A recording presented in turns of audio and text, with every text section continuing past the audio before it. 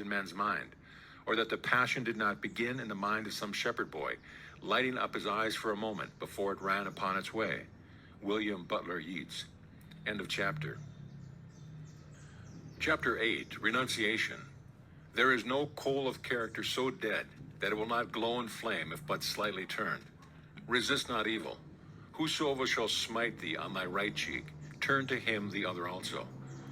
There is a great difference between resisting evil and renouncing it. When you resist evil, you give it your attention, you continue to make it real. When you renounce evil, you take your attention from it and give your attention to what you want.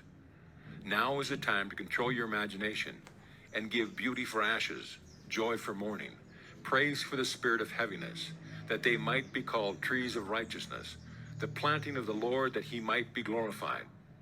You give beauty for ashes when you concentrate your attention on things as you would like them to be, rather than on things as they are. You give joy for mourning when you maintain a joyous attitude regardless of unfavorable circumstance. You give praise for the spirit of heaviness when you maintain a confident attitude instead of succumbing to despondency. In this quotation, the Bible uses the word tree as a synonym for man. You become a tree of righteousness when the above mental states of a permanent part of your consciousness. You are a planting of the Lord when all your thoughts are true thoughts. He is I am, as described in chapter 1. I am is glorified when your highest concept of yourself is manifest. When you have discovered your own controlled imagination to be your savior, your attitude will be completely altered without any diminution of religious feeling, and you will say of your controlled imagination, "Behold this vine, I found it a wild tree, whose wanton strength had swollen into irregular twigs.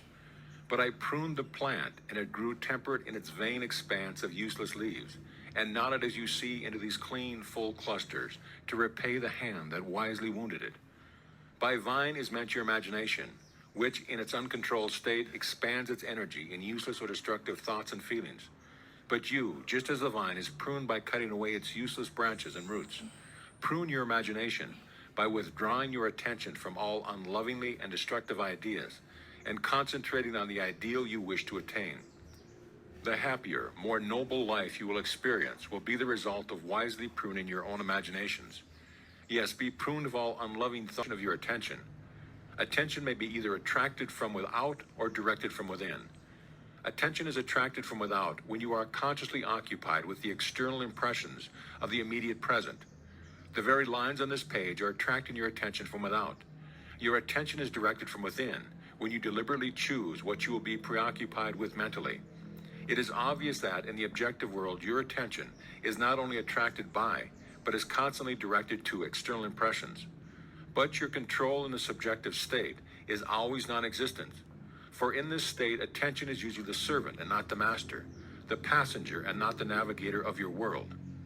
There is an enormous difference between attention directed objectively and attention directed subjectively, and the capacity to change your future depends on the latter.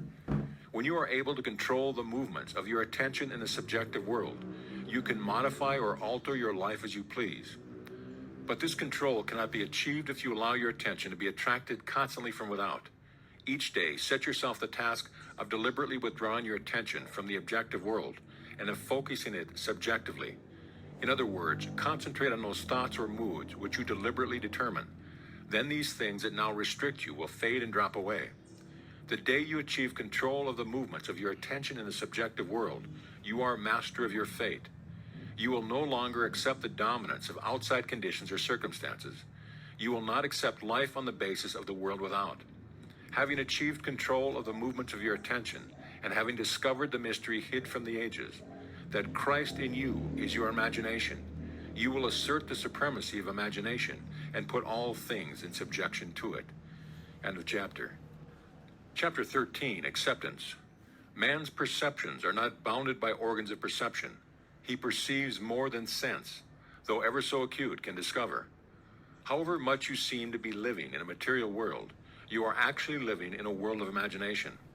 The outer physical events of life are the fruits of forgotten blossom times, results of previous and usually forgotten states of consciousness.